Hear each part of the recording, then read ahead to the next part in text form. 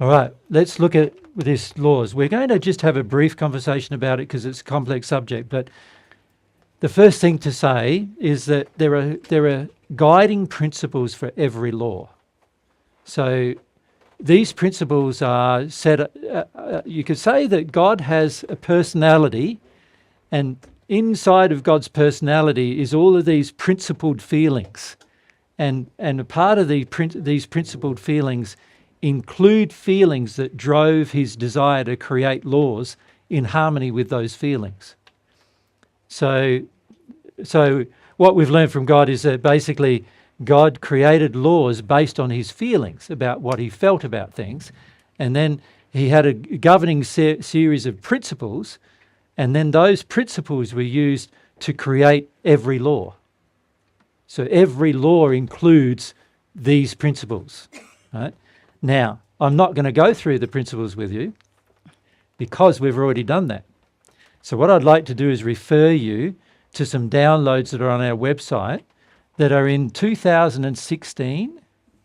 They're called the Assistance Group series of downloads.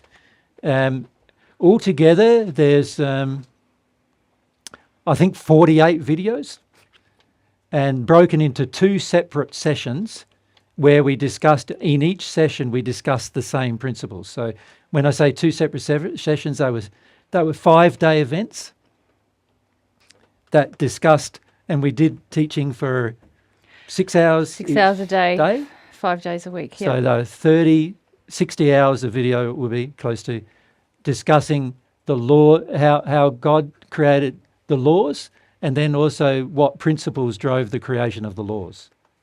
That makes sense? So the 2016 Assistance Group is called. The name of the group is called Understanding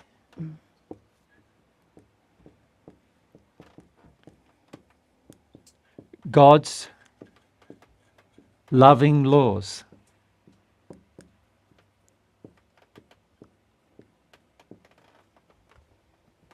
All right?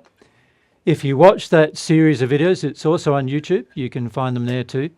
But if you watch them either from our website or on YouTube, there is also a 2 or 3 page summary of every presentation that you can also download from our website. So before you even watch the video, you can download an outline, which is the outline we generally use to have the discussion with the group of people that were there. So these discussions were held in Noosaville in Australia. So Noosaville, in Queensland, Australia. So you'll see them there. And I think the total is going to be, I think it was about 34 hours one week and 32 hours the next week. So it'll be about 60 something hours of presentations we did just on the subject of the principles that guide the creation of God's laws. Make sense? Now, I'd really recommend listening to it. For most people who were there, they were severely challenged a lot of the time we were presenting. And so it became sometimes quite difficult to even cover the outline that we wanted to cover in terms of presenting it, because there were some intricacies that we talked about with regard to law, such as each law has mathematical definition and a science definition for each law. So we started talking about stuff like that, and people started getting quite complicated about all that, you know. And so yeah, there was another section we started talking about God's authority and personal responsibility that is contained within every law. Like every law forces you to personal responsibility, and you know, most of the people coming didn't want any personal responsibility, so they got quite challenged by the whole idea of personal responsibility in law and things like that.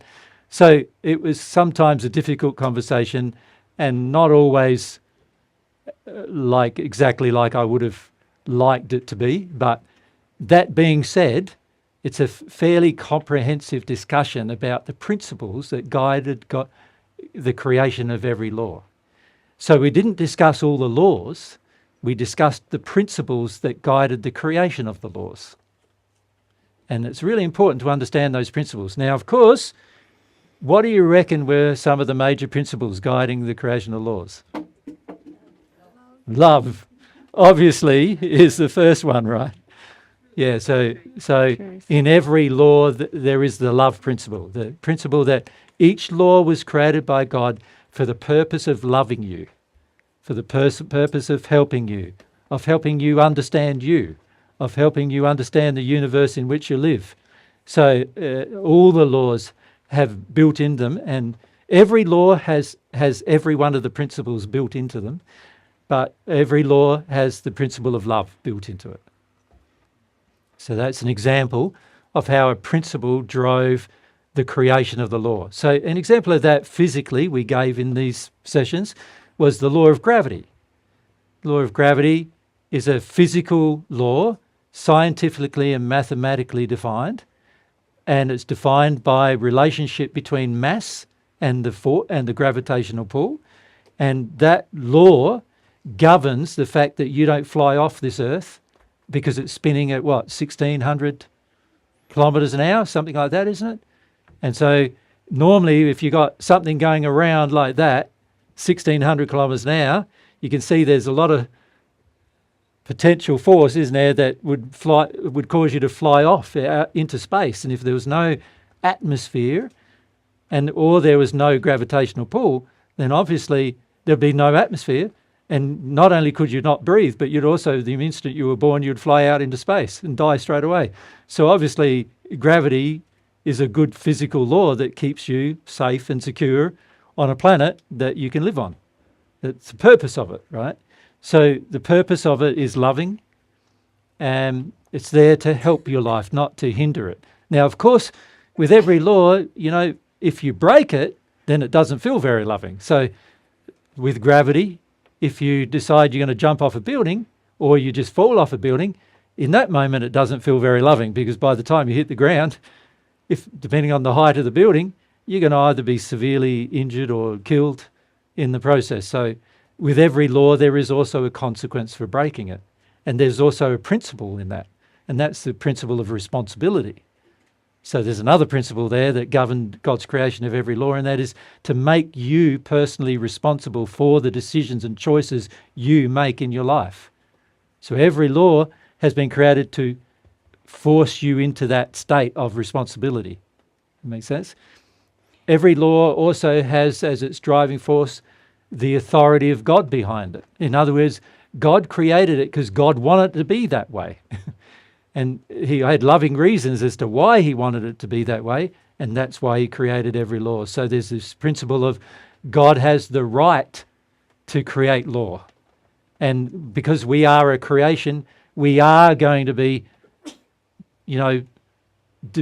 dependent on the way in which God created the law. If we were gods ourselves, then we would have to create laws. Yeah.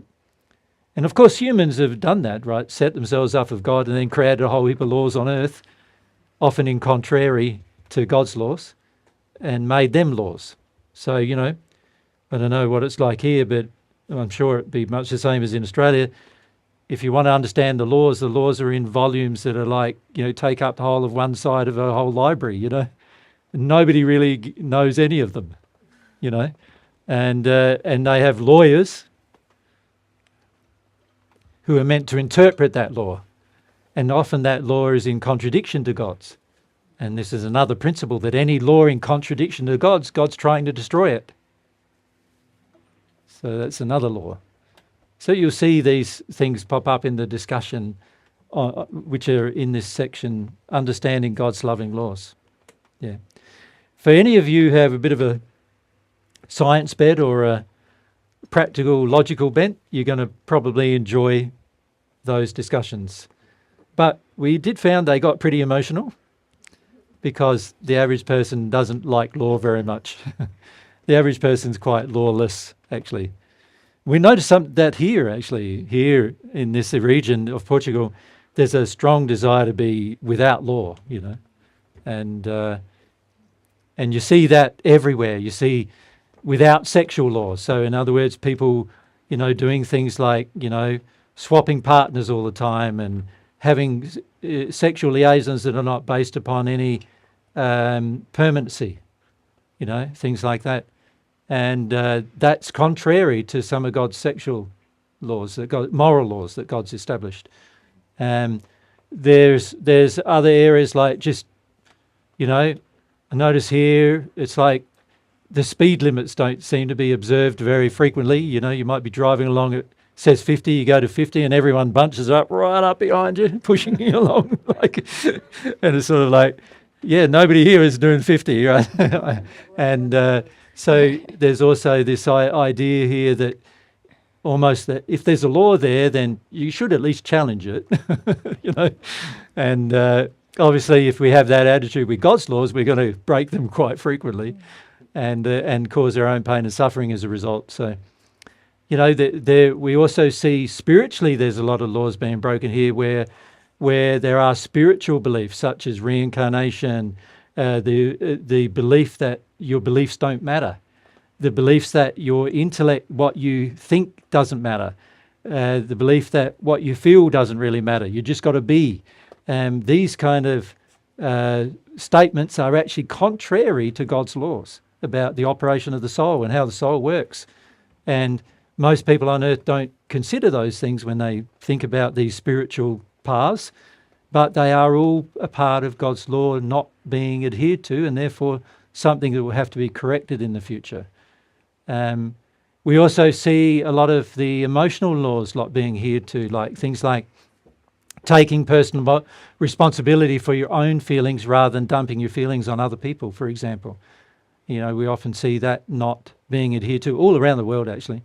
And it's very common here because a lot of people came here to have less law. Like, the laws in other countries were more rigid or restrictive, or the lifestyle in the other country was more rigid and restrictive. So a lot of people came here to get away from that, And the problem with that is that it generates inside of yourself this sort of disrespect for law helping society.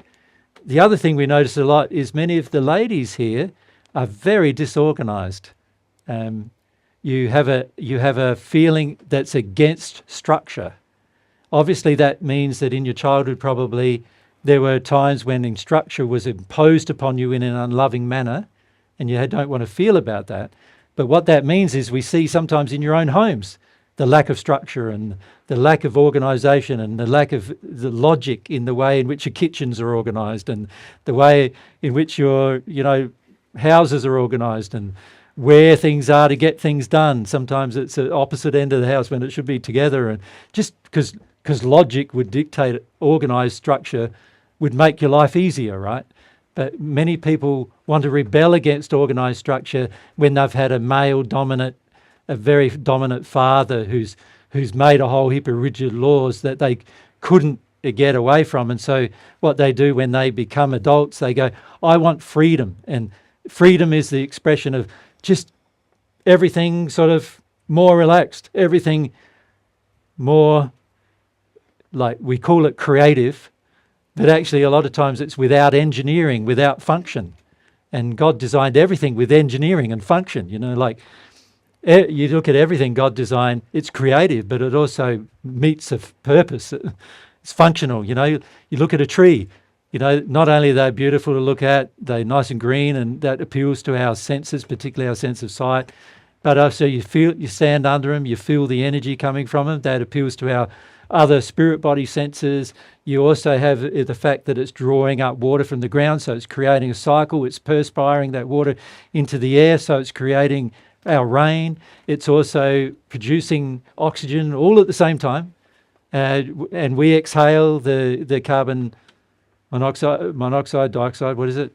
And then it inhales it and produces oxygen for us so we can function. And that's all one thing doing that. It also provides food, not only for us, but also for other plants, animals, birds, creatures, underground creatures. Like if you think about the cleverness of that design, it's incredibly clever to provide all of these things just in one thing. So God has creativity, but He also has there's engineering in it, science in it. The way the leaves are pattern is that they catch the most amount of light. There's a Fibonacci sequence of numbers that result in the way in which the leaves are arranged. The pine cones are arranged the same way, and they all catch the ideal amount of light for any given amount of circumstance. And they've all been designed mathematically. The mathematical formulas are all there. And this is how ordered God makes something. But the average person looks at it and it looks a bit disordered, so they think there's no order, but it's not how it is. There's huge amounts of structure and order and engineering and science and mathematics in everything God's done, right? And so if we are opposed to structure, mathematics, science, engineering, structure, then there's an injury, emotional injuries that cause us to be that opposed. So in every law, there's principles of mass, science, structure, organisation in every law. Yeah. You want to ask more? Just pass the mic. It just makes me so curious because you talk about order a lot, and then, there's also like a lot of people like talking about cows, like cows is like very important and all this stuff. And I just wondered, I never understood that. Are you talking about cows? Chaos. Ah. Sorry. Yeah. That's me. I didn't understand. Yeah. Chaos. Sorry. Chaos. Yeah. Chaos. Yep. Yeah. Well, as many people now know, there's a lot of mass in chaos theory, right? And a lot of what it appears to be chaos is actually not chaos at all. It's mathematical structure being mathematically defined by mathematical formulas that appear to be chaos, but they're not. They create interesting shapes and objects and also structures, coastlines and everything that they are full of mass, but they are mass that doesn't repeat itself. So there's a lot of mathematical formulas actually that result in things like application of a mathematical formula that means that everything is individual, right? But it's actually based on mass. It's actually like a branch. Microphone. There's actually a branch of mathematics which is chaos. That's right. It's just like advanced mathematics. Yeah, it's advanced mathematics, and scientists have really, and mathematicians have only really started discovering this in the last century or so, how much of this seeming chaos is actually mathematically defined, right? So it's very, very interesting when you start looking at God's laws when it comes to mathematical applications and theories and so forth, and scientific theories, because they're all very, very structured and defined. They give the appearance of, oftentimes, freedom of expression, but actually they are very mathematically defined. Everything is quite ordered and everything. And also God designed your soul to recognize the structure and to like it as well. So he actually designed your soul so that certain mathematical expressions in the environment appeal to your senses. So an example of that is that there, in a lot of structure, including your own body, there's relationships in your own body, for example, which are based on mathematical structure. So for example, if I measure from my height, my belly button will be 0.618 of my height, right? But it also is, if you measure the length of your arm, your elbow will be 0.618 from the end of your hand of the length of your elbow. The same applies to your wrist. The same applies to the relationship between your fingers. The same applies to the relationship of where your nose begins and ends on your face. The same applies to where your eyebrows generally are versus where your mouth is. The same applies to... So these are all mathematical formulas that define the what we consider to be the ideal shape of a human, right? And in fact, scientists have known, and artists have known this for like over 1,000 years, right? It's not taught in schools much anymore, but scientists have known this for thousands of years. In fact, in art, if you ever studied art, they teach you what's the golden ratio, it's called. They teach you the golden ratio because there's the golden ratio in many, many structures. So an example is a pine cone has the golden ratio, which is the same golden ratio that's contained in your body, and that's the same golden ratio in a pineapple, and that happens to be the same golden ratio in in like sunflower seed head, and it happens to be the same ratio in a nautilus shell in the sea. Right, so there's all these areas of life that the average person doesn't think a lot about. There are obviously many people who know about them, but the average person doesn't give it much consideration. But they're all expressions of mathematics that God has, and He's put them everywhere. And if you are sensitive to it, you'll see them everywhere after a while. Even what your eye pictures as the ideal shape to look at, a screen, for example, before they created these wide screens, every screen you ever looked at was created with the same ratio before then, because they knew it was the ideal thing to look at. It's also the ideal way to use space. And so it's also the ideal way to catch light as well. And when you just study that one area of mathematics, it's fascinating, because you see it everywhere from your own body to like pineapples, pine cones, nautilus shells, to the way that trees, why they rotate their leaves as they grow, rather than putting them all in a line and things like that, right the way through to spiral galaxies. The same ratios are in spiral galaxies as well. So there's this mathematics everywhere in the universe, like very strict mathematical formulas define a lot of the relationships that are occurring in what we call nature, right? It hasn't come about by accident. It's all mathematically defined by a designer, by a person who knew what he was doing with maths. Yeah. So there's one more question. I've always had, since I was a child, this strong feeling. Yep. It's been very hard to convey to people. Yep. And I'm willing now to question this belief system in the name of humility. Yeah. In this session. In the name of humility, or the feeling. The feeling, yeah, okay. I always felt that there's that we have to find our place within God's creation. That's true. And that there is like a sacred hierarchy, and Not a hierarchy. not the hierarchy, like there's an order, and then almost like in an orchestra. Don't confuse hierarchy with humans with order. Oh, okay. Yep. So God created all of you to find your true nature and to be that nature. And actually, when you are, you will be completely unique. No other complete soul will be the same as you. And remember, we're talking about the two halves, Okay. not just about one half, right? So everyone has been created to be uniquely different.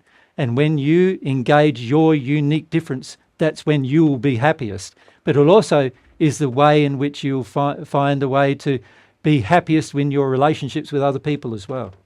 So God designed all of His children that way.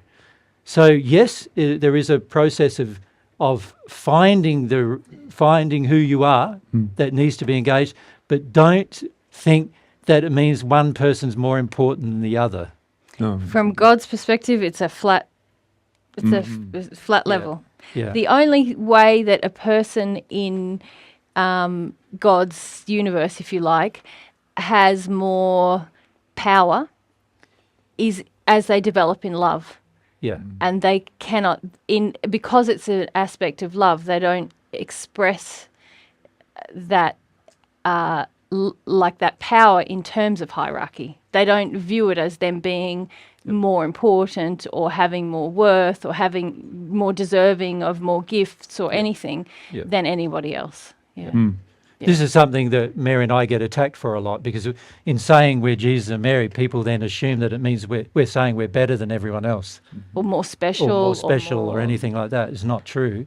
But that's what's confusing to me, because like when I feel like say nature, right? So you have a lion and you have a snake and you have all these souls, right? And they have this unique personality. They're not souls, no. Oh no, okay. But I mean, animals are not souls. Okay, but when we're talking about the souls, so when each person find themselves, they blossom in God's garden of His creation. Yeah, but and a part of the parenting that you're doing is to help that process, I'm assuming. Yeah. But that's what we've been created for. Yeah. It doesn't mean that you created to teach something else. potentially, or to express something else with great aptitude. Yeah, That- and bear in mind here too that God created you with some things. We talked about this last week. Some things are potentials only. You have to actually engage a process in order for it to become reality, because you've got to learn how to use your will to do that. So God created all of us with the desire, with the eventual. Remember, I drew the spheres earlier.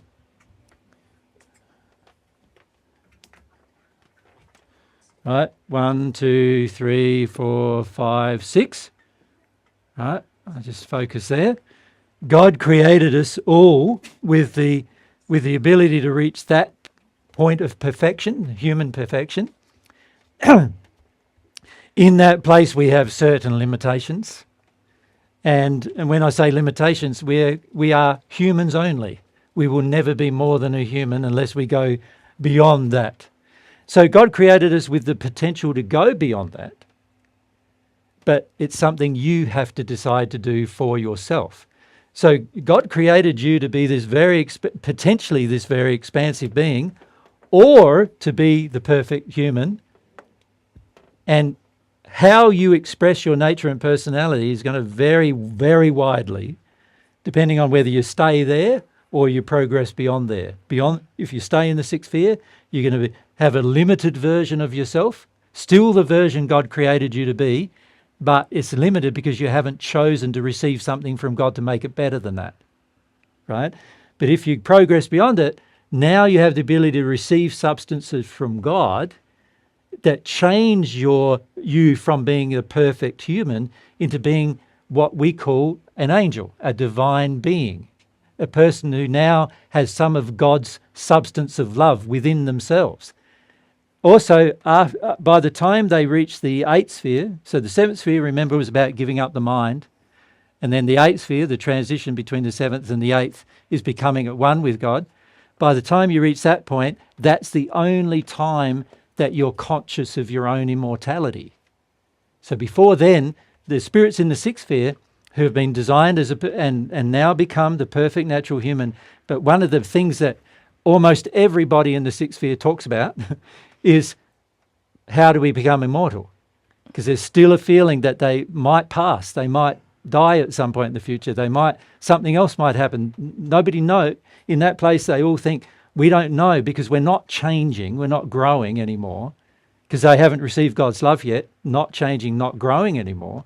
And so what happens is they then start pondering, well, what happens if we don't grow anymore, we don't change anymore?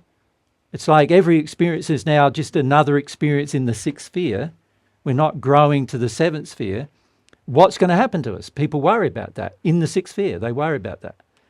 But those who are in the eighth sphere don't worry about that, because they know they're immortal. They've received a part of God's nature to the point of completion of the love that God has for humans.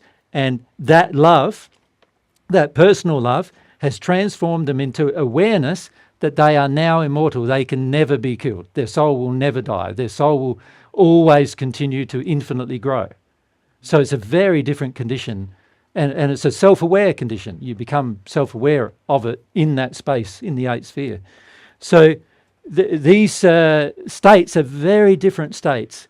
And choice defines which state you become. So even though God designed you to be a unique person and a unique character, a unique nature, and I don't just mean you, I mean you and your soulmate together, that's the complete soul. Even though God designed that, God also is giving you the capacity to choose whether you want that existence or an infinitely growing existence. And that's the choice that faces all humanity right now. The choice is, do you want to stay in this existence, or do you want this infinitely growing experience? Right? This is something that each of you will be making a choice. Even if you decide to not make a choice, you've made a choice. And you'll be there if you decide to not make a choice. You'll be in that perfect natural man state, but not a divine angel, right? A person who's received some of God's love to the point of becoming divine themselves, yeah?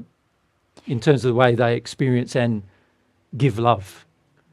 So do I understand it correctly when we were talking yesterday too about we had addictions, we had barriers, Yep. and when we take responsibility to go through the work of those barriers and let them go, and the Yep. sin, understanding the sin, Yep. we automatically connect with our divine personality in No. flower. No. No, you connect with the way in which you've been designed to be, but it's not divine yet Oh yeah, that's because you haven't chosen to receive the divine yet. That's right. Yeah. Does that make sense? So you connect with the person you're designed to be, but you're not yet divine. To become divine, you have to receive a substance from God, from outside of yourself, to become divine. It's not going to be up to you, except by you exercising your desire.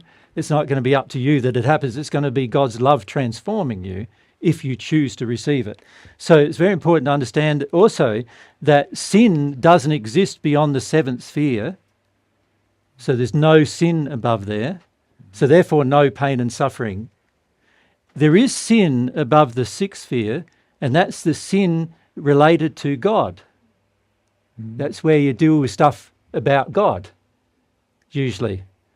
So people who refuse to deal with stuff about God stay in the sixth sphere. Because to make the transition into the eighth, you need God to make that transition. So people who refuse to, and you're allowed to refuse, it's a gift that God's offering. He's not saying you've got to take it. So you're allowed to refuse, but anybody who does refuse will stay below the seventh sphere of the spirit world and potentially for the rest of their existence. Right? Until they work through their stuff about God. And I've met spirits who have not worked through stuff about God for thousands of years. We had a conversation with an Egyptian group of spirits. Jay, can I just say, around Fred, there's quite a few spirits who There are. haven't come to grips with their life on Earth. Yeah. Do you want to Well, go down that road? I don't know whether we really have the time, do time. we? No. Yeah. So maybe you and No. I need to do it by Yeah, ourselves. Yeah. Normally we'd do a bit of channeling in these groups, but with only 2 days, we don't Yeah. get to share everything, Yeah. of course. Yeah. Go ahead, Dylan. Yeah, You- so spirit, there's thousands of years. There's these go, spirits sorry. listening to our conversation. Yep. Mary saying, and they'd like to ask me some questions, and I'm They're saying, hanging around with me. Yeah. Yeah. Yeah. Yeah. Okay, guys. yeah, All right. yeah. And they want to know about this, as well. That's one reason why you were motivated to ask the question, and the Yes. reason why I'm answering it. Mhm. So this is the perfect natural man, the sixth sphere. This is where everybody is headed in your future. Sooner or later you'll get there because the laws almost guarantee you're going to get there sooner or later. It's just how long it takes will be up to you. But to go beyond the sixth sphere, it's going to have to be a decision, an active, knowledgeable decision you make to actually connect to God directly and receive love from God, right? That's going to be a decision you need to make for yourself because it's your will. You need to make it. God's not going to force it on you. He's not going to magically make it happen for you. You need to do it for yourself. So that's one of the primary things we're teaching, actually, is that everyone is destined for here, but not everyone is destined beyond there. You say everyone is destined here in the sense that God created the laws and everything to ensure that you reach that point at some point in your future and have a relatively good degree of happiness as a result, which is far beyond any happiness you've ever experienced here on earth. But God also designed that anything above there will be your choice to make, your decision. Do you want to become a part of God's, do you want to have a part of God's nature in you? Is your decision to do. God won't force it on you. And so here in the seventh sphere, you're dealing with issues you have with God. If you so desire to grow with God, you will start working through the issues you have with God as a result of needing to do that to receive God's love. Yeah. Make sense? Oh yeah. Yeah. Okay. Yeah. So beyond there's many, many spheres. And if you think about it, if God is infinite, there is a potential, isn't there, of an infinite number I do like that. of spheres. I like that. Yeah. It feels very Star Wars to me, and I like Yeah. Star Wars. Yeah. Because as you're evolving in all eternity, and Star Yeah, Wars yeah. is my religion, so Star Wars is. no, not like that. But you Yeah, know, I like, understand what you mean. I like And- the whole idea of like, you know, one thing I've liked that I was trying to say is like, you know, you have teachers and different. I never had a problem when I was trying to explain the whole hierarchy or whatever, like order. Like there's elders, you know, like you learn from the elders, and there's like a tradition and all that. But then I also understand the Well, equality. that's all about the love they've received as to what position they Yeah. end up in. Yeah, that's what I mean. Yeah. But like, So- let's say you have an elder in You the could call it tribe, in and he's Star like so Wars- much love. You know, Yoda has all the love, and he's like, you got Obi-Wan Kenobi. He's like a different guy. Luke Skywalker is a different guy. They're all different guys. Yeah. But they're like, Yoda is the dude. You know, like, you know what I mean? Obi-Wan Kenobi's learning from Yoda. you know, Yeah, that no, kind of- I get what you're saying. Yeah, yeah. And in a way, I suppose that's true in the sense that And everybody's not Yoda, but like they learn from the Force and the learning of growing in love. But then they're in their unique personalities, and that's why I was irritated with this planet. When I was here learning about spirituality when I was younger, because I was like, everybody wants to be that, like the guru or the person. We have to Yeah. become ourselves, you know, Yeah, our that's own right. unique expression, you know. And that's why I like what you're saying. That's Yeah, what I that's wanted to right. say. That's exactly true. Yeah. You do have to become your unique expression, but even with doing that, you have one of two destinies. Yeah. Does that make sense? Yeah. Yeah. And the choice is yours. Yeah. It's like choosing to receive the Force. Yeah. Okay. If we go to Which one? Naomi. sorry. They're all. Just in the middle. Thank Naomi, you. Yeah, yep. Naomi. So, So I have so many questions, but I'll just choose one yeah. that is connected to God's laws and the laws of our society. Yeah. Like with all everything that's been unfolding in the last just few years, it was very clear to me that how the authority, the governments, they're breaking God's laws. They are, all yep. the time. And so, would it be right to say that it's our duty when they're breaking them to the extent of forcefully infiltrating our body with injections or masking our faces to not comply to these sins? Yeah, so I suppose you could say, what is the decision we need to make when the society's law disagrees with God's? Yeah. Well, if an example of that, COVID, free will. Free will was not for most countries on earth. Free will was not enabled. They made it mandatory to receive a vaccine. That's in disharmony with free will. So if I'm wise, I wouldn't have taken a vaccine. But I can't tell you to do that because it's your body that you need to make the choice. It's just like I can't tell you to make this choice. I'm saying, here's the choices. Choose one. Know that you're choosing one, you know? And it's really the same with things like COVID and stuff like that with vaccination. You have to make a choice for yourself because it is your body, your life, you're an individual. But bear in mind that any time a society starts telling you and forcing you into making decisions that are against your will, you've got to first ask yourself, is your will loving?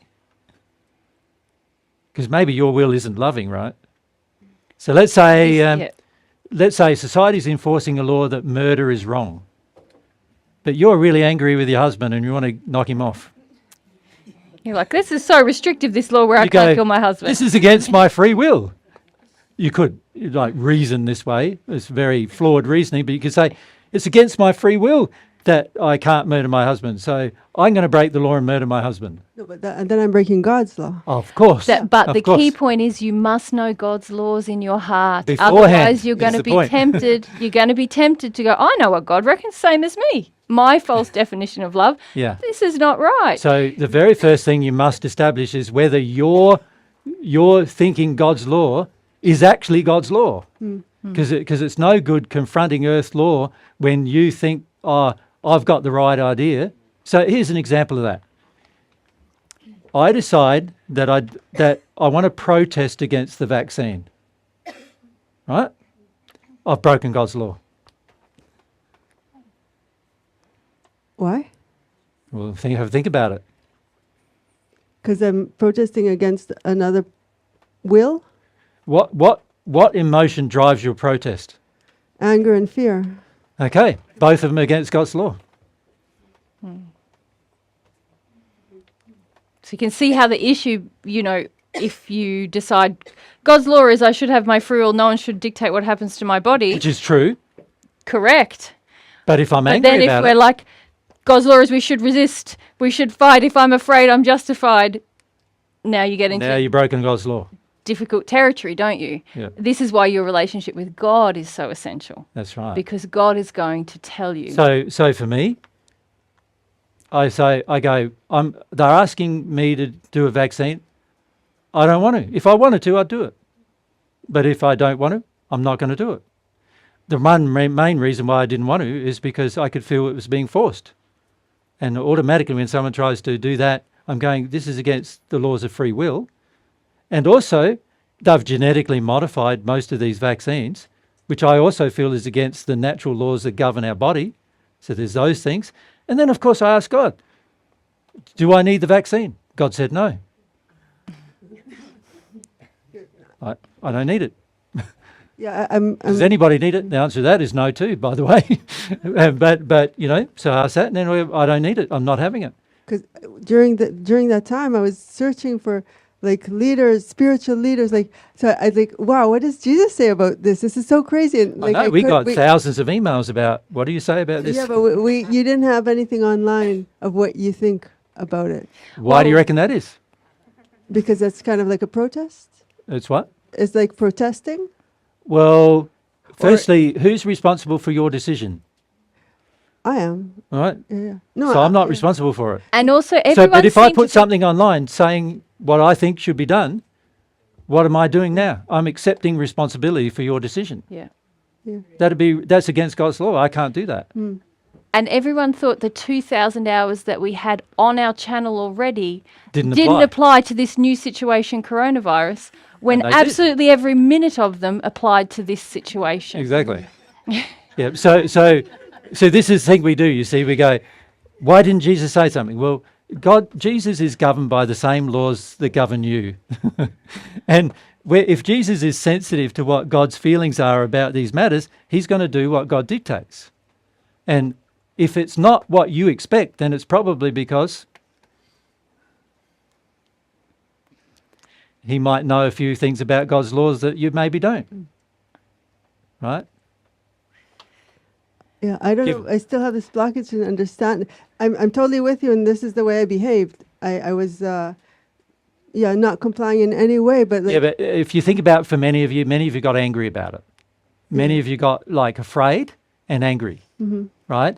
If you weren't afraid of catching the virus and dying, No, then you were afraid I about didn't your care civil about that. liberties being controlled. Everyone was afraid Yeah. on every side. Yeah, Panic, we had people drama. absolutely abusing us from both sides.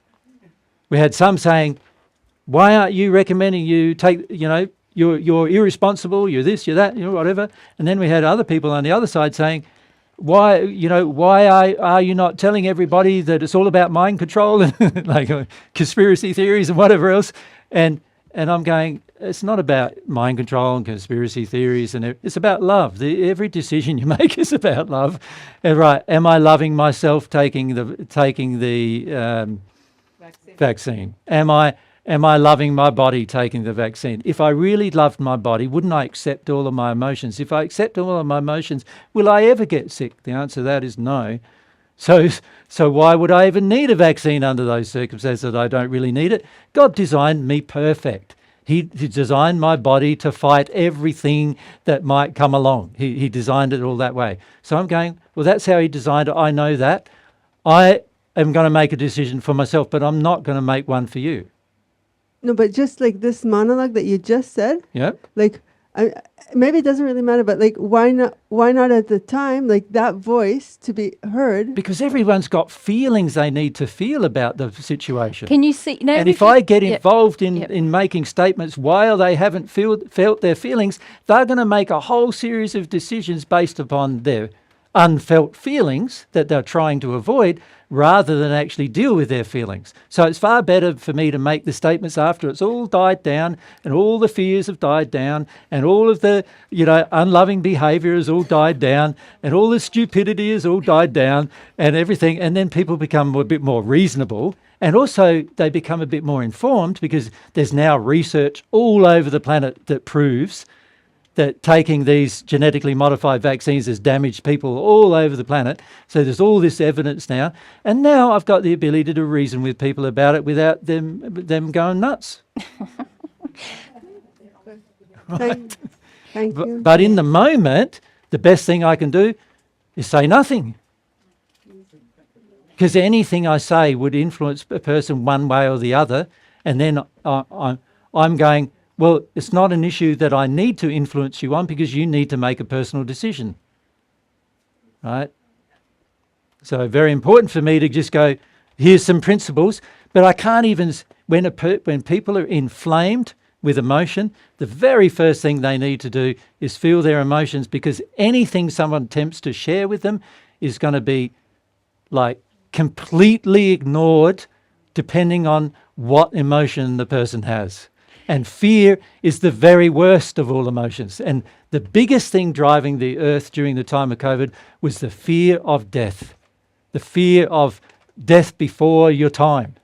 And the reality is most of you are afraid of death at any moment, whether it's before your time or at your time. And that needs to be dealt with as well. Fear is not conducive to your future happiness in any way. And every time you get angry, you're adding to the unlovingness of the planet. So all these people who got upset about having to take, and upset refusing taking the vaccine, were just as culpable for the unlovingness that occurred on the planet as all of the people who said, we're going to force you to take it. Just as culpable. And this is something most people don't want to hear, right? Particularly in the moment. They want to go, that other person's forcing me and I'm not doing it. I'm really angry about them forcing me. And then on the other side, they're going, oh, yes, you should do it because it's loving to people. You're preventing the spread of this thing and people will die if you don't do it. So there's all this emotional manipulation as well. But both sides of the argument doesn't really matter anymore whether they're factual or not, because both sides of the argument are driven totally by fear, totally by anger on both sides. And do I want to get myself in the middle of that? Not this time. Not any time. Not unless there's a really big principle that needs to be stated. Now, of course, the principle of free will is a big principle, but the majority of people didn't even care about it. Even the ones who said, oh, my free will is being affected by being forced to take the vaccine, I'm not taking it. And then they went around emailing everybody, trying to force everybody to make the same decision. So in other words, they cared about their own free will, but not much about anybody else's. Maybe trying to save lives, because if you know that it's kind of No, they weren't trying to save lives. They were trying to save their emotions. If you could feel their motivation, they were trying to save their own emotions, not lives. They were trying to save their own life. They were being selfish. That's what they were doing. And you can call it whatever you want, but I can't agree that they were saving lives. They were saving their own feelings, right? And this is where it becomes very, very unloving. And you see how head up even people get hearing me say the reality of what was happening. 4 years after it began? How would it be saying it right in the moment? It's going to be pretty tricky, isn't it? And this is why I left all of you up to make your own mind. And many of you made decisions one way or the other that were unloving in the process. Even those of people who had heard divine truth for years and years and years were being terribly unloving to others. And there were some who had taken the vaccine who were being unloving to the people who weren't. And then there were some who didn't take the vaccine who were being unloving to the people who did. And I'm going, what matters from God's perspective? Isn't it love? So why are that you choosing, just because you're afraid of something or you have a pet bee in your bonnet, why are you choosing to be unloving to everybody? And why is it that there's just as much unlovingness coming from one group of people, the so-called righteous ones, as there were from the other group of people, the so-called righteous ones? Both of them were being unrighteous. Both parties, both groups. And having known people in both groups, without exception, it wasn't about coronavirus. It was about things that they had stored, like we talked about earlier, things from the past, in their family line, fears. in their own lives, that were being challenged, they were being Stirred up. triggered, they were being stirred up. And without exception, no one I knew felt about those things. Not a single person we knew, And aside from honestly, ourselves. But the only way to, well, maybe there's one exception, but the only way to find a wise and loving solution is to do that work on yourself. And that's what I meant when I said there's 2,000 hours on our channel already referring to this problem. Because this And everybody thinks it problem- doesn't apply to that problem. when everyone's fear goes up, just even 2 notches above the usual, everyone thinks this is a special case and there's got to be special responses and and special needs and you know, special we have laws. to, and- you know, it can't be this thing that you're saying of just like feel it, because people are dying or going to die, or, you know, it's because there are those fears and griefs stored in us that we are managing every day with our very cushy lifestyles, with our phones and our chocolate and our, you know, swimming pools and what have you. Yep. If we're lucky, we get to do that. Quote lucky. Lucky. You know, if we're lucky, we It's get not to really lucky, have all but- those addictions that we avoid. Yeah. And it takes something that's out of the ordinary for people to suddenly get sensitive to that fear and the grief. And then they say, oh my gosh, this is unreasonable. This is a special case. Everything. Jesus, where are you? So tell everyone this special A case new thing I've got to tell them. You know, but really it's just the opportunity that many people had to deal with, to do exactly what we'd been talking about. Do you know? Can I say something to add to what Mary's saying though? How many people die, how many children die every year from malnutrition? It's a lot. Do you know? It's around 50 million every year. Right? How many children die every year from abortion? Well, it's hard to quantify that. It's hard to quantify, but they estimate at least 60 million. That's documented. How many children die every year from miscarriage?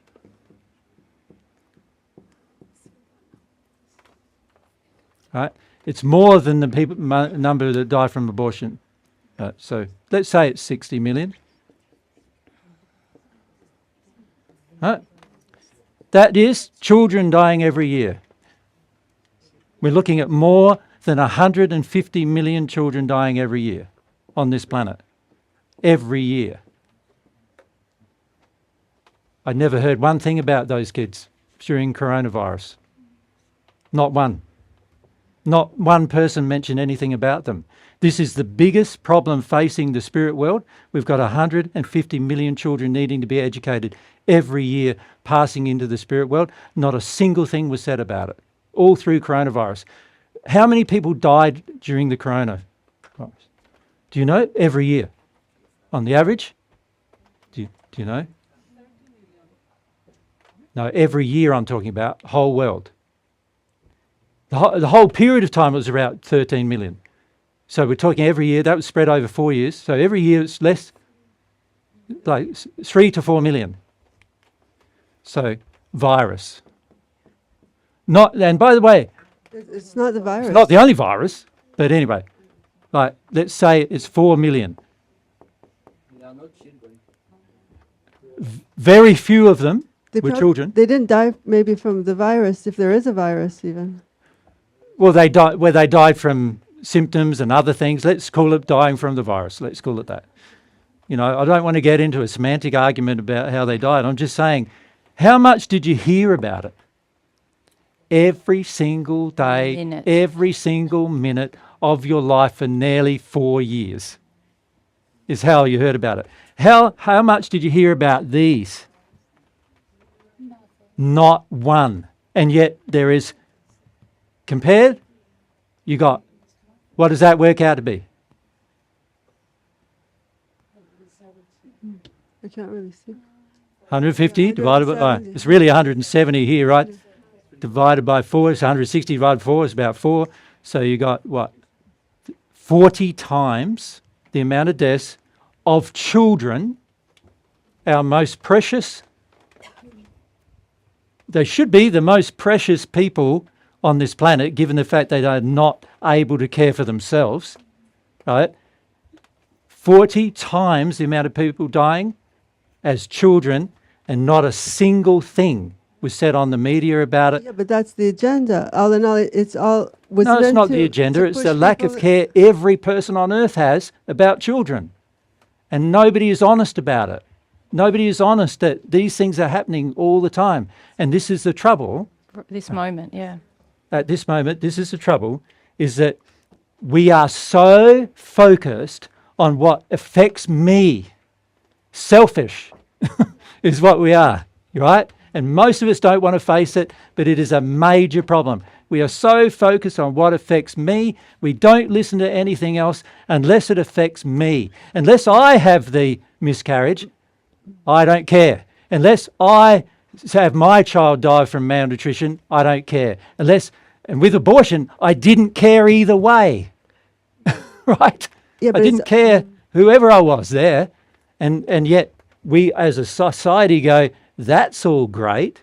That's all okay compared to coronavirus. And this is, all of you have got your whole lives out of proportion. You follow me? Like, you're worried about things that are not hardly worry No, about. I wasn't worried about the No, virus. you are. at The all. fact that No. you're arguing with me is No, you're but worried I'm about not. it. I'm not. I'm not, and I'm very concerned about these deaths of children from malnutrition. But I think it's the narrative of the media who's telling us this whole crappy story instead of. What about the focusing- narrative surrounding the children? They don't even tell us about it. I mean, No, they do. How many people have an abortion? There's got to be a lot, considering there's 60 million documented abortions every year, right? There's got to be a lot. So why isn't something said about all of that? How many people have miscarriages? And a lot, right? More actually than the amount of abortions. Why does that happen? There's got to be emotional reasons why it happened. God created a perfect system and it's not working. The only reason for that is sin. Nobody addresses the problem. And what I'm saying to you is you're so head up, even in this conversation, about what I find almost immaterial. Like, you will eventually die. Get used to it. Right? I'm not But the worried about children don't deserve to die. They need to have a life here first. Right? You've had some life here, at least. yeah. But the children haven't. So let's focus on what the problems really are, rather than getting distracted by our own fear and our own worries, which are really about our free will being curtailed. It's really about somebody bossing me around, which is really about my dad or mum bossing me around. And it's emotions that I have not felt. And that's why I get so head up about it. But at the end of the day, it's nowhere near the importance of what's really going on. Right? And so I'm not going to argue about you anymore. You take away the microphone. No, you don't deserve to have it, right? That's how I feel. Because you're not seeing the point I'm making. And it's a very valid point and something all of us should be considering, right? That a lot of times we get so head up about an issue which is really our issue, our injury, our sin. And almost everybody on earth during the COVID crisis sinned more, Not less. not less, more.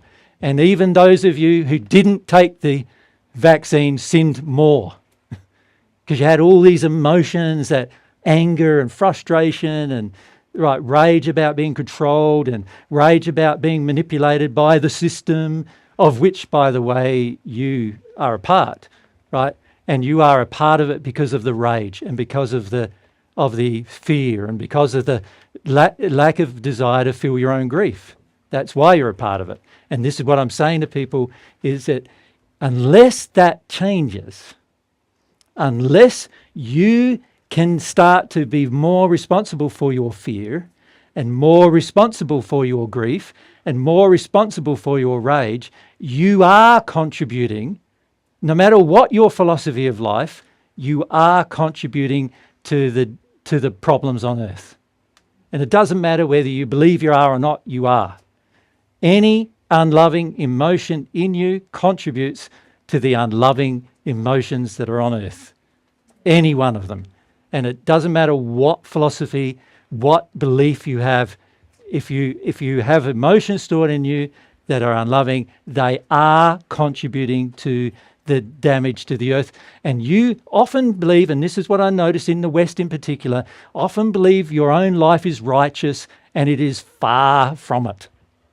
Far from it, because we are not respecting the law. We're not respecting that we are personally responsible to bring more love to the world, not to contribute to its fear, and not to contribute to its anger, not to contribute to its shame and guilt and all the other feelings that we see going on around the world. But our responsibility is to contribute in love to the world. And that's the responsibility God will demand of you through the law. And this is why many people on earth think they lived a very good life on earth, think they lived a fantastic, they were righteous and they were good, and then they arrive in the hells of the spirit world completely shocked, because all of their definitions of what was righteous and good were so opposite God's standards of love. They were different to God's standards. And what I'm trying to share with you now is how different they are.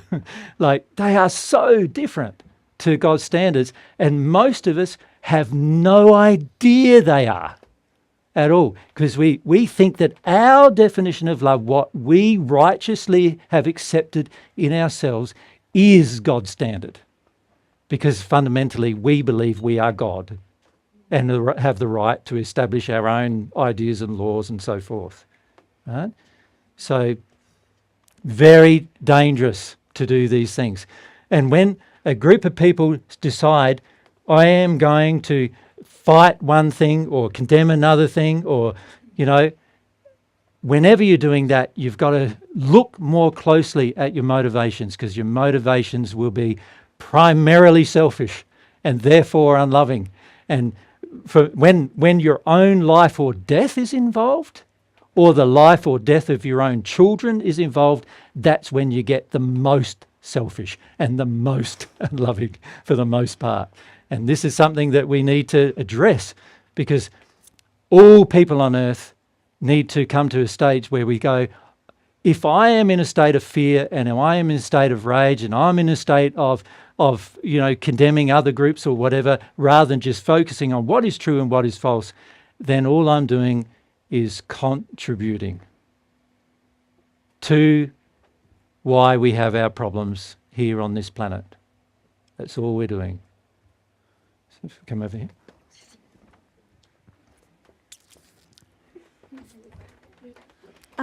If you look, like there's a lot going on in the world right now, I'd say. Yep. If you look, like especially in politics, Yep. There are a lot of politicians, in my eyes, just don't make actions or decide over all of us and over the world, like in not a loving way, I'd say. Mm-hmm. And for me, it's really hard to just watch it happen. Like, is there anything we can do to do? Good Can we do question. anything about it, or just right. watch and do the best part we can do? Like, Well, for a start, we've got to stop blaming them. All right? The reason why we've got to stop blaming them is that somehow they got into power. How did that happen? At some point, groups of people supported them, whether they're a dictator or whether they're in a democracy or whether they're, some person who did a military junta or whatever. Somebody supported them. Some unloving person has supported them getting into power. They are also only primarily, what they're doing with their life is primarily responding to my addictions. Right? That's what they're responding to. They know that if they give you your addictions, you'll vote for them. If they don't, you won't. Right? And now you say, but I didn't vote for them, but they gave enough addictions to a group of people who did. That's how they got in power, by giving people what they want, is how they got in power. Now, obviously, not a very good way to run the world, because a lot of what people want is very damaging to the world. But you can't blame them for meeting your addictions when you still want your addictions. It's like, if you think about ethics and morality, it's one of the most unethical things you can do, to blame another person for meeting what you wanted them to meet in the first place. Now, when I say meet your addictions, everyone here has addictions that are unloving, right? And you do want them, you want everybody around you to meet them, and that includes them. And they have learned over years now, they've learned the more people they can meet the addictions of, the higher likelihood they're going to get in power. So they've learnt this now. Like, politicians have learnt this now. This is why the average politician is all about modifying the story they tell you and telling you a story to meet your addictions. Now, it might not be just your addictions, of course. It could be other people's addictions too. So the real question then becomes, who is to blame for that?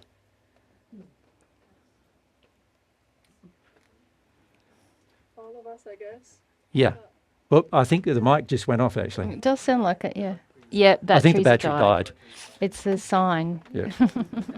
of. Yeah. Yeah, they're both. Yeah, I'll gone. have to stop. I'll just have to stop the recordings, because otherwise I'll lose those recordings. I've really Yeah. lost that one. Oh, yeah. Just And make this sure one- ours are still going. Yeah, they're going. They've Yeah, got so plenty. I'll just stop that one as well. All right, so it's dead anyway. I'll just. Maybe that's telling us time to stop, but Yeah. This is a good question to end it's a on. good though. battery. It's a Yeah. good question. Yeah. Okay. Whoops. No, it's not going to do that.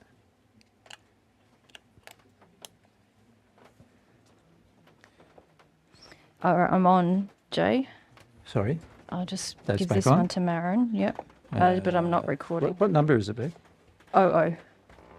Yeah. So Just a sec. audio 1, which is the other one, needs to be changed to. Yeah. Which one is it? Oh, that one. Oh. Yep. And this one's still got charger. No, it needs to be changed. I just. Yeah. Okay, Marin, you're ready to go, and we'll just get Mary going as well. I have to watch that in the future. Yeah, we will. Mm. Okay, so yep, it's back if you want to set it off. Okay, there we So go. they are dead. They are dead. They are dead. Okay. All right, good. So Sorry the about question was, whose fault is it?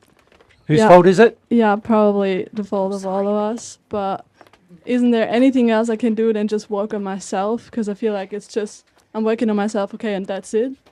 Is there anything else I can do for? Of course, there's other things you can do than just work on yourself. But let's look at it firstly ethically. There is a must that the very first thing you do is work on yourself.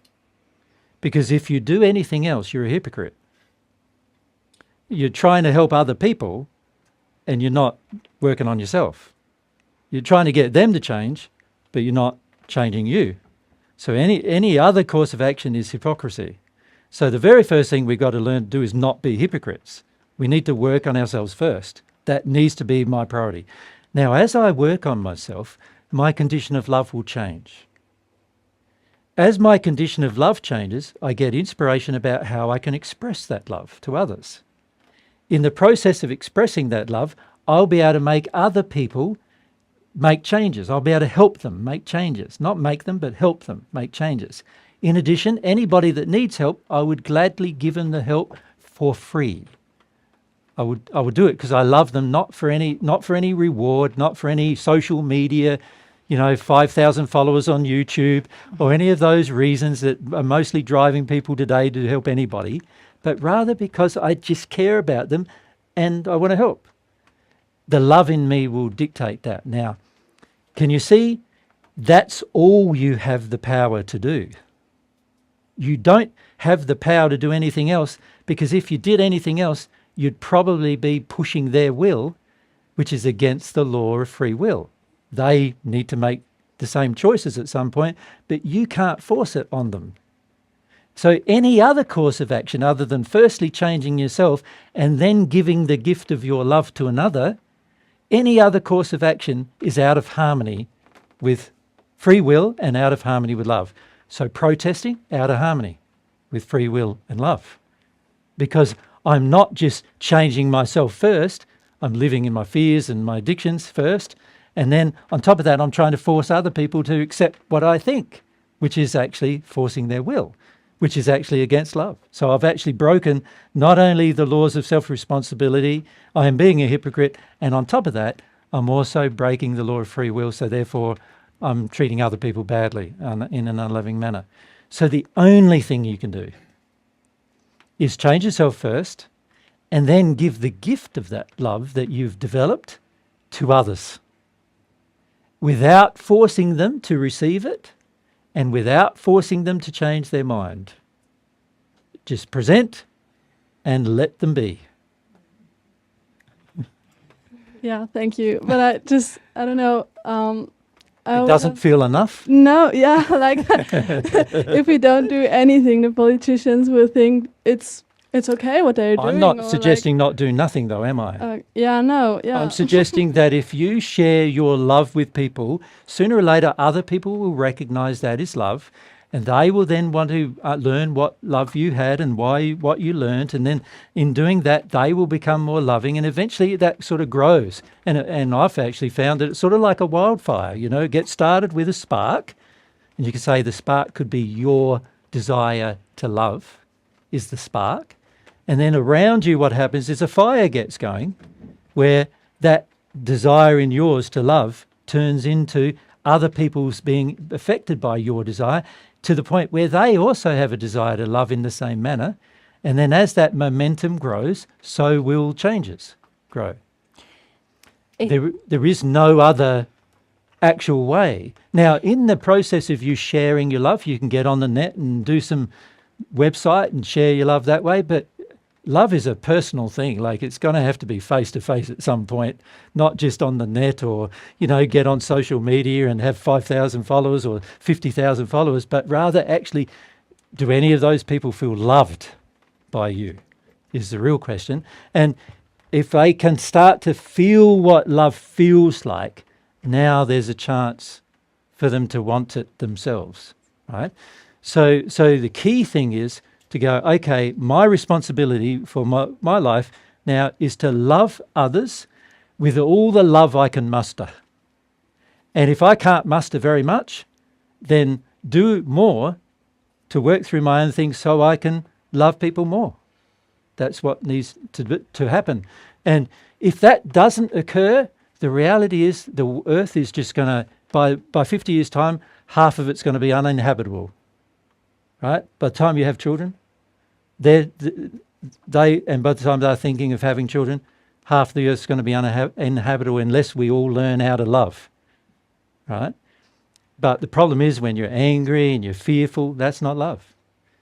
When you're upset and bitter and twisted and you got all your pet peeves, that's not love either. None of that's love.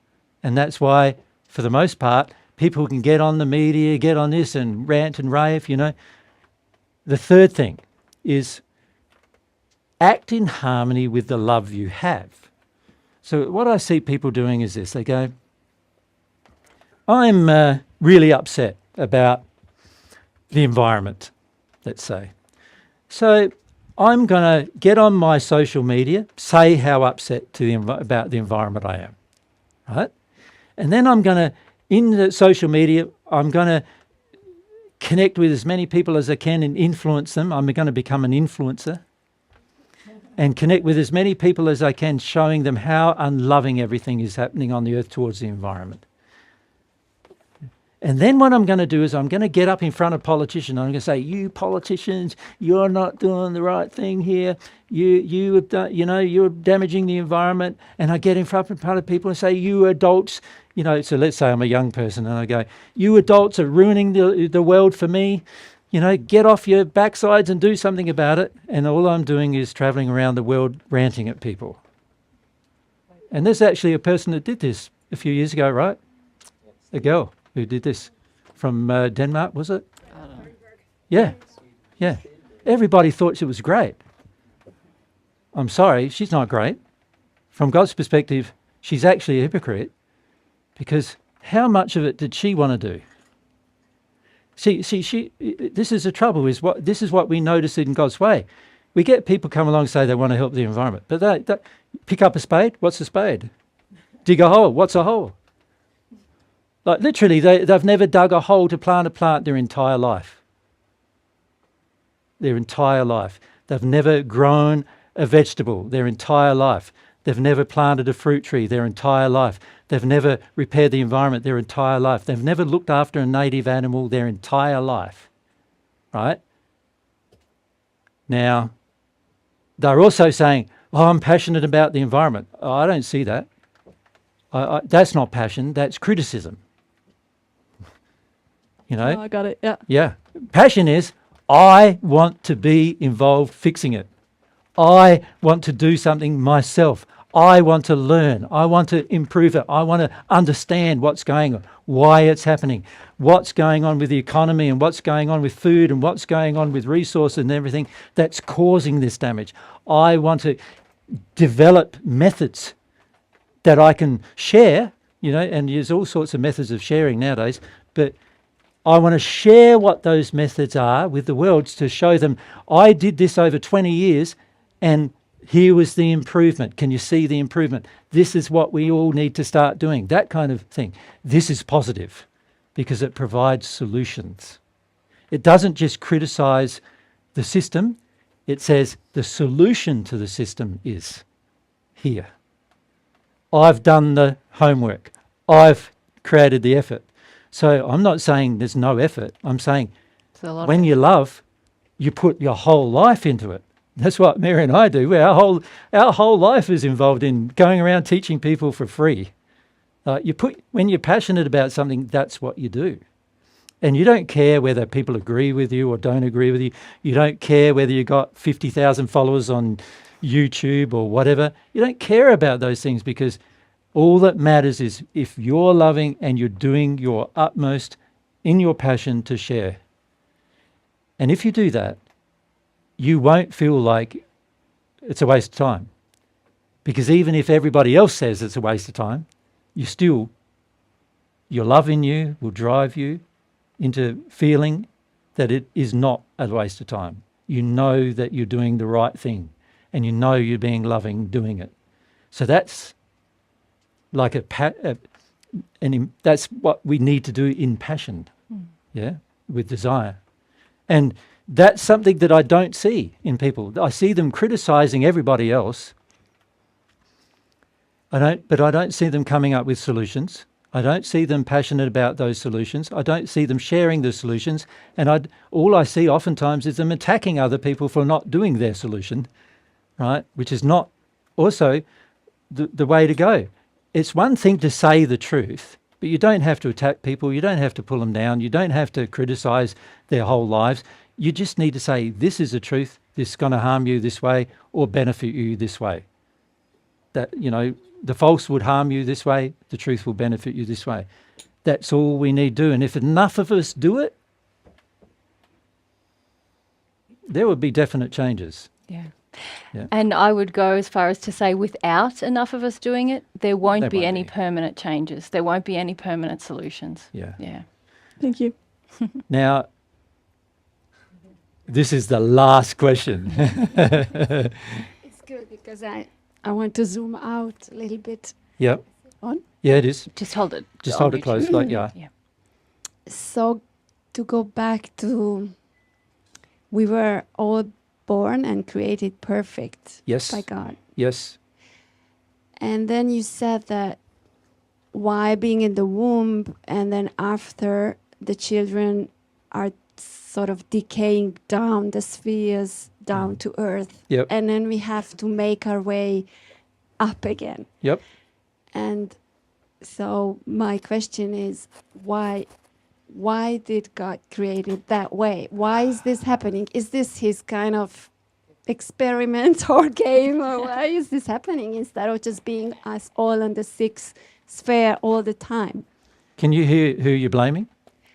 I am. I was very touched, and I know I'm blaming God, Yes. and I get really. Is God emotional. responsible for people's decisions? And that's my question. Yeah. What Why- does God feel? So I ask God, is God responsible? Are you responsible for someone else's decision? Can you answer that? No. No, I no, mean, close with the mic. You need to go closer. Hold the mic. why He gave us free will, if you will. Because without giving you free will, you wouldn't know yourself. You wouldn't understand yourself. You wouldn't be able to grow. You wouldn't be able to change. You wouldn't be able to make choices. You wouldn't be self-aware. Free will is all about those things. It's the way you enjoy life. Without the gift of free will, you would have no enjoyment in life. You'd be like a robot just following So the leader. He gave it out of love. Yes. Yeah. And what have we done? Yeah. We've Going so down the God ladder. gifted us with free will, right? He gifted us with this beautiful gift, very powerful gift, beautiful gift. Along with this free will comes self-awareness, self-knowledge, the ability to make choices and decisions, the ability to enjoy things, the ability to understand things. All of these beautiful things flowed on from this gift of free will. He gave us this gift, and it's like giving us a knife.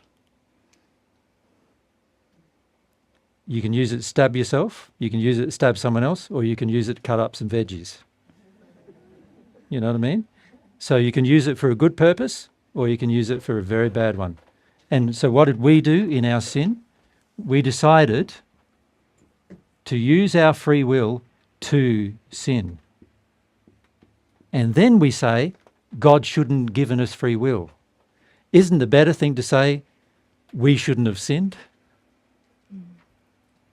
Can you see my point? Isn't the better thing to tell ourselves that we shouldn't sin, rather than say we shouldn't have free will?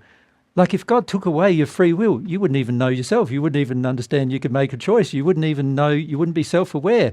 If he took away that, all of your joy in life and you'd become a robot, literally a robot, like an animal. You'd become like an animal, unself-aware. Just live and die, live and die, live and die. That's what you'd become. So if God took away that, he also would then take away all these beautiful things. So he can't take away that. We need to take away this, because we created it. Humans created sin, and we need to stop creating it. And if we go back to Marin's question, we have the potential to do that in a generation. Yeah, one We could- generation is one possible. generation on Earth Yeah. could see sin, With education and their and children knowledge. would be born into this world in the sixth I- sphere, sinless. sinless. Yeah, that's a potential. And it's totally possible. And God isn't feeling amused about our sin. God isn't feeling good about our sin. God is feeling this is pain, unnecessary pain and suffering for my Unnecessary, yeah. children.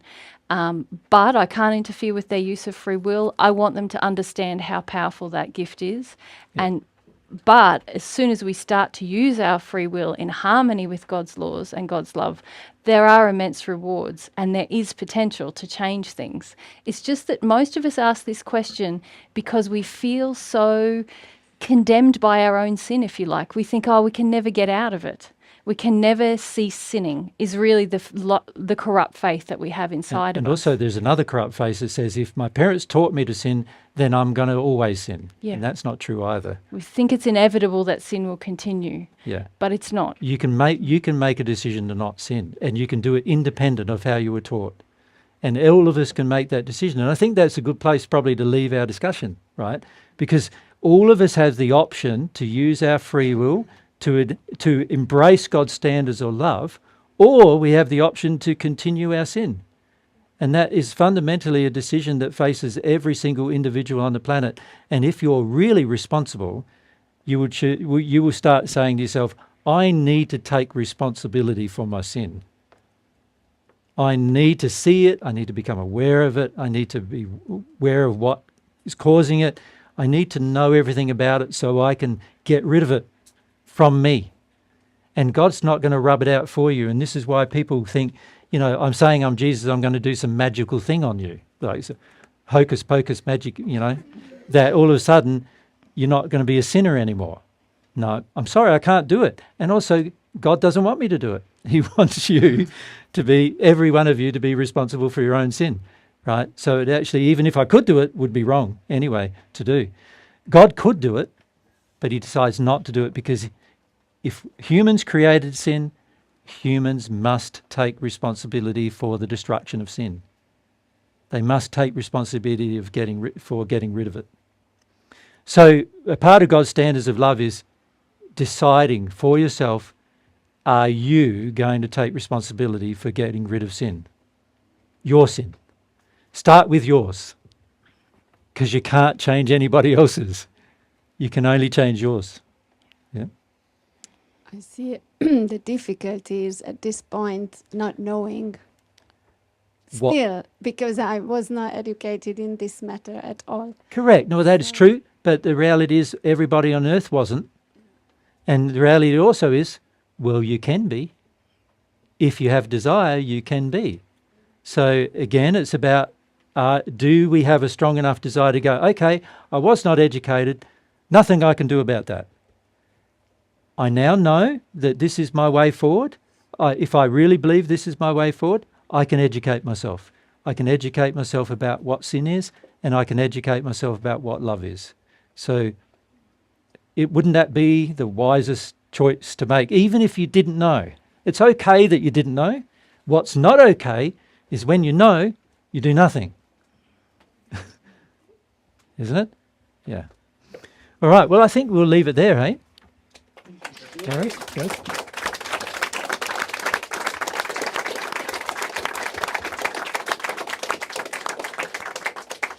You haven't seen me get riled up yet, right?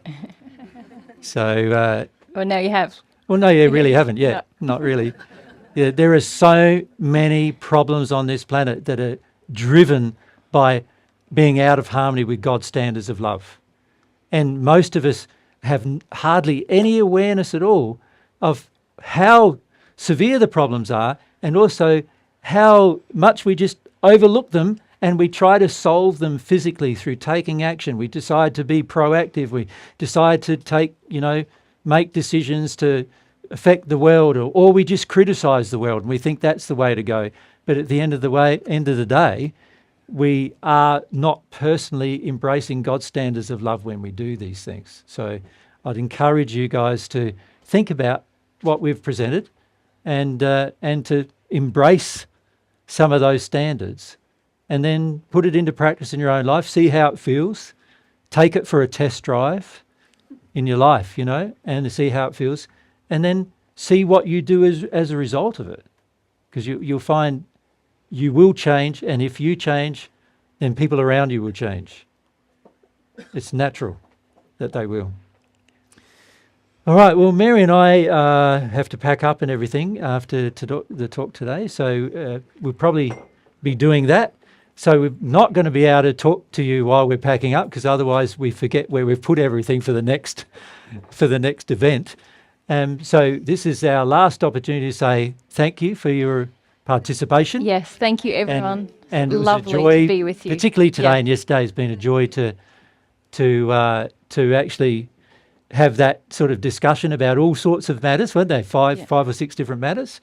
And I really enjoyed your participation in that. And also, thanks for coming, because without an audience, Mary and I would have to sit at home and, well, we'd actually talk to a bunch of spirits, to be honest, but it's what we'd do. But having an audience on earth as well as a spirit audience, it helps us a lot to share the truth on earth as well as in the spirit world. And can I say, That's very your level of openness today really helped our spirit friends to help spirits who wanted help, who were Yes, attracted. They're quite interested in you on earth because they relate to your experiences.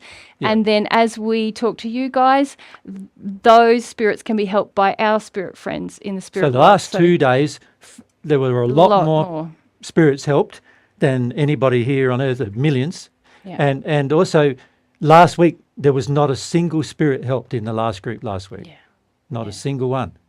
So it's been great to have some And more openness this week. Yeah, you're a part of that. Your Yeah. openness, your engagement really helps with that. So we do thank you for that. Yeah. And I know our spirit friends do too. Yeah. Yeah. Yeah. Thanks for that. Yeah. No worries. Now, in terms of where this will be online, if you want to listen to it again, obviously it'll eventually be on our website, on the divinetruth.com website, but obviously it's not going to be until Mary and I get back to Australia sometime probably. The recording that you're done, Pierre, today, I think you're editing, aren't you? But it may take a But while. it may mightn't take a while, a few weeks or maybe a month or so. So it will be on. So if you like to see the video, it will be on different place. There is one website called Exposure.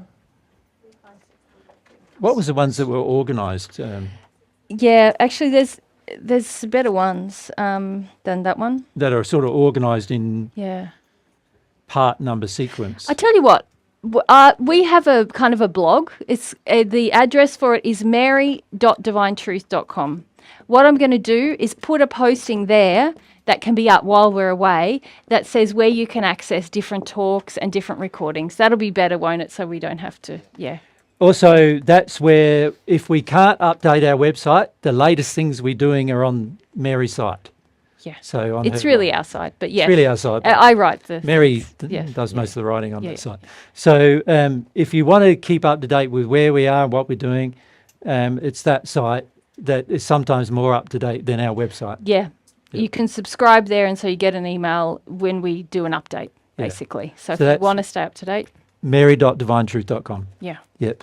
We'd also, Mary and I would like to thank you for your donations. There's a donation box out the front, and you can also donate at donate.divinetruth.com. Your donations just help us keep on sharing the same things with other people. So if you don't like what we said, then I suggest you don't donate. Because we're going to say it more. 'Cause if we're you gonna give us say it more. donations. So And- we're good. And if you do like what we've done, then feel free to donate. That'd be lovely. And we appreciate your donations very much.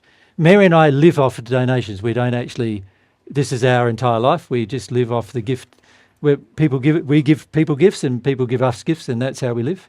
And so the donations support us living as well as, travelling and sharing with people all over the world as well. So we'd like to thank you for your donations, those of you who feel inclined to do that. Thank you for your time, guys. Yeah, Good to thanks, meet many everybody. of you for the first time. Yeah. Lovely to meet Yeah. you. We'll catch you another time. And Yvette, if you want some help with anything out there. Yes. Do you have- need some help? Yeah, I Yeah. Anybody would like to stay and help Yvette tidy up? There's a fair bit of tidy up to do. Yep. That That will make that- her her job life a lot easier. easier. her and You Annie's get it life. done in 10 minutes, what might take her 2 hours or Yeah, something. that's right. So, Yeah. So if anyone can do that, stay and help, that'd be good. yeah. Mary and I are going to focus on tidying up our mess inside here. Yeah. Yep.